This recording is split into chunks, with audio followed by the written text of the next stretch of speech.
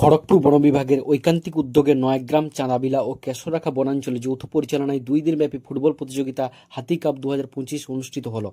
প্রতিযোগিতায় উপস্থিত ছিলেন খড়গপুরের ডিএফও সাহেব, এসডিপিও সাহেব, পঞ্চায়েত সমিতির সভাপতি, পূর্ত কর্মাধ্যক্ষ সহ বিভিন্ন সমাজসেবী ও স্থানীয় বিশিষ্ট ব্যক্তিবর্গগণ।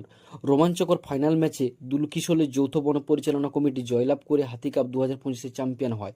রানার্স আপ হয় ফুলবনী যৌথ বন পরিচালনা কমিটি। এই প্রতিযোগিতার মাধ্যমে বনাঞ্চলের মানুষের মধ্যে ক্রীড়া ও ভ্রাতৃত্বের বন্ধন আরও দৃঢ় হলো বলে মত প্রকাশ করেন উপস্থিত অতিথিরা। শোনাবো সেই বক্তব্য। বন বিভাগের দ্বারা অনুষ্ঠিত আমাদের ফুটবল টুর্নামেন্ট নয়াগ্রাম রেঞ্জে গত 2 দিন 6 এবং 7 তারিখে আমাদের এই ফুটবল টুর্নামেন্ট আয়োজিত হয়েছে। এই বছর আমরা নদীর ওই পারে কলাইকুণ্ডা রেঞ্জে আমরা একটা অনুষ্ঠান করেছিলাম, এরকম একটা ফুটবল টুর্নামেন্ট করা হয়েছিল আর এটাকে করা হলো।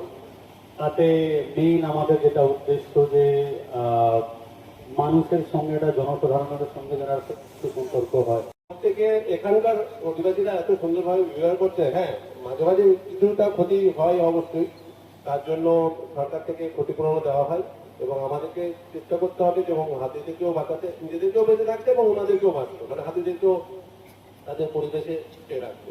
সেটা অলরেডি এখানে সেটা করে সবাই, সেটা থেকে ভালো লাগে এবং সেটাই আরো যেন করা হয় আর কি। আর বেশি কিছু বলছি না, নমস্কার।